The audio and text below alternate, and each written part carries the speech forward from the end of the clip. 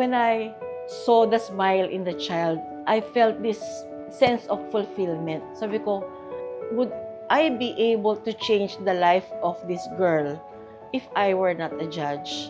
Very close sa heart yung pagtulong. Kaya masarap yung pakiramdam. I did not apply for this job. That's when I realized, wow, I should have been a judge. I should have applied before. Because this is when I really felt the fulfillment of the law. So I was set to retire on July 2022. But God had other plans. By March, I was appointed as a judge.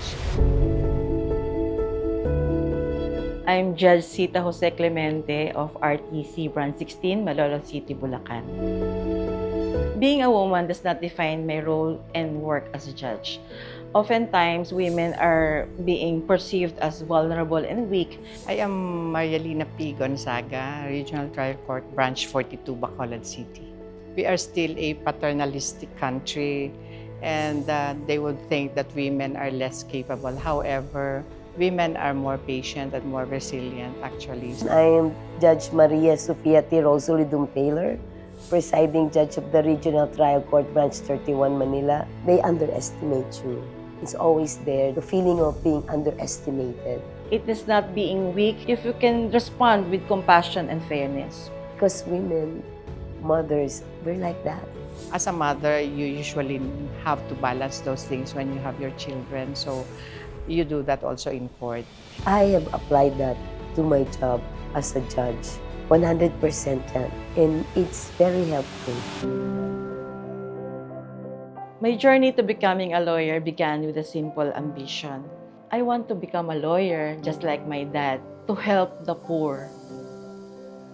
Meron akong mga complainants as young as 1-year-old.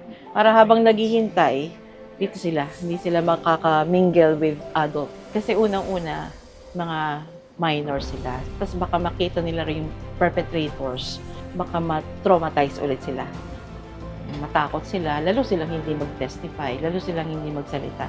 The challenge really for me as a judge is the extreme poverty of my drug-dependent, drug accused. It actually gave rise to my lifelong advocacy, which is my Cariton project, wherein we would give Cariton or food cards to our selected drug accused, complete with equipment and startup capital for them to engage in selling street food so that they can support themselves and their respective families. And the winner of Her Story 2026 is Honorable Sita Jose Clemente. This would also serve as inspiration to others. Ang dami-daming mga babae na ang tindi ng mga ginagawa nila, ang tindi ng mga sakripisyo nila.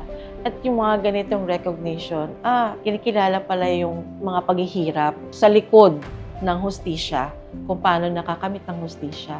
To be among the roster of women who are really worthy of emulation, especially our women justices. Justice Ami is an inspiration to me also. It's an honor and a privilege, of course.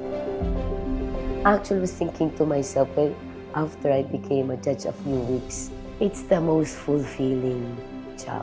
Because you really have make an impact. Maybe this is how I can help people. This is how I can serve the people.